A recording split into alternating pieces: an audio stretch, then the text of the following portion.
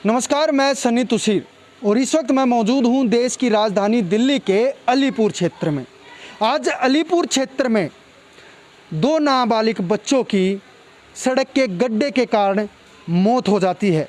एक 10वीं क्लास का छात्र था और एक 12वीं कक्षा का छात्र था और दो बच्चे गंभीर रूप से घायल हो जाते हैं। अब मैं ये सवाल पूछना चाहता हूं सरकार से कि इसका जिम्मेदार आखिरकार कौन है?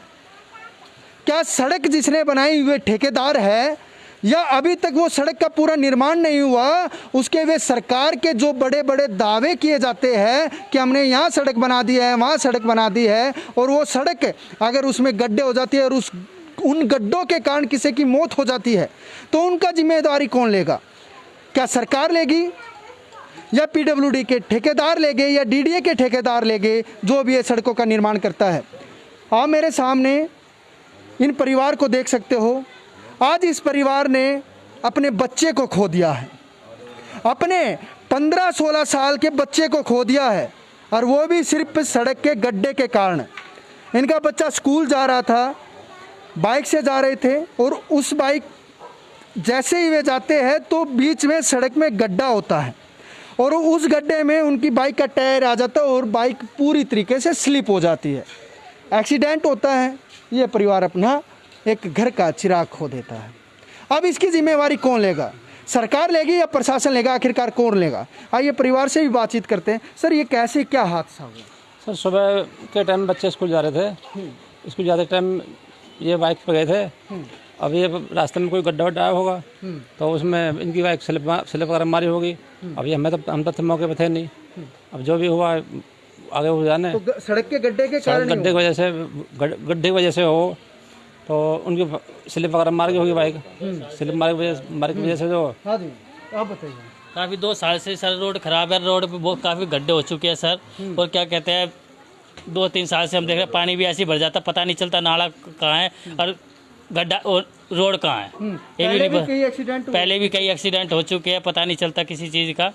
काफ़ी पानी भरता है, कुछ पता नहीं है बच्चे। लेकिन यहाँ के नेता, यहाँ के पार्षद और यहाँ का प्रशासन वो सोया हुआ है, उनको दिखाई नहीं देता है कुछ भी। यहाँ के सब लोग सोए हुए हैं कि कब किसके घर का चिराग बुझ जाए, उनको किसी से मतलब नहीं है।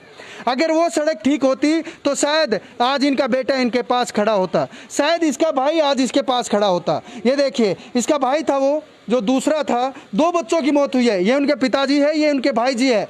इनका भाई जिंदा होता और उनके बेटे जिंदा होते। अगर आज यहाँ के पार्षद, यहाँ के नेता और यहाँ का प्रशासन अगर सही तरीके से काम करता, इन सड़कों को समय रहते रिपेयर करता। लेकिन 2 साल से ये सड़कें खराब है जो पल्ला से बख्तावरपुर को जोड़ती है, सुभाष चौक से लेके पल्ला रेड लाइट तक जो है वो ये सड़कें खराब है। हाँ जी भैया, आपको कैसे पता चला? सर, मेरे तो भाई यहाँ से चला गया था, मैं तो सो रहा था। मैं तो सोते सोते मेरा पड़ोसी एक आया कि आपके भाई का एक्सीडेंट हो गया है। जाते देखा तो मेरे भाई की बहुत हालत ख़राब थी। उसके बाद तो बस मुझे कुछ नहीं पता। तो सिर्फ गड्ढे में कारण जो बाइक स्लिप हुई है? हाँ जी, गड्ढों के कारण ही। अच्छा, तो देख सकते हैं क्या 2 साल से इसी तरीके से वो सड़कें खराब? हाँ जी, 2 साल से सड़कें खराब है बिल्कुल। लेकिन ठीक नहीं की? नहीं ठीक की जाए, नहीं। मौत होती रहे लेकिन ठीक नहीं होगी।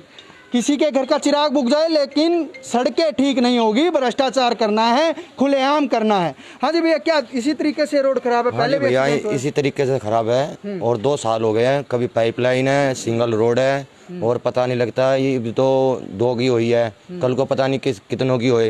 ये कभी नहीं जागेगी सरकार जागे नहीं जागेगी। ये काम पार्षद जागेगा ना? नहीं, हमारा पार्षद जागेगा ना हमारा एमएलए जागेगा। ये ऐसे ही यहाँ पे मौत होती रहेगी। और आज कहीं ना आज तो 2 है, कल को पता नहीं किसके साथ हो जाए। हम तो चाहे नहीं ऐसा ना हो। तो ये सरकार नहीं जागेगी, नहीं यहाँ के पार्षद और नहीं यहाँ के एमएलए, कोई भी नहीं जागेगा। आखिरकार कब तक ये सरकार और ये प्रशासन खुलेआम भ्रष्टाचार करता रहेगा और लोगों के घर के चिराग बुझते रहेंगे, वो भी मामूली सी गड्ढों से?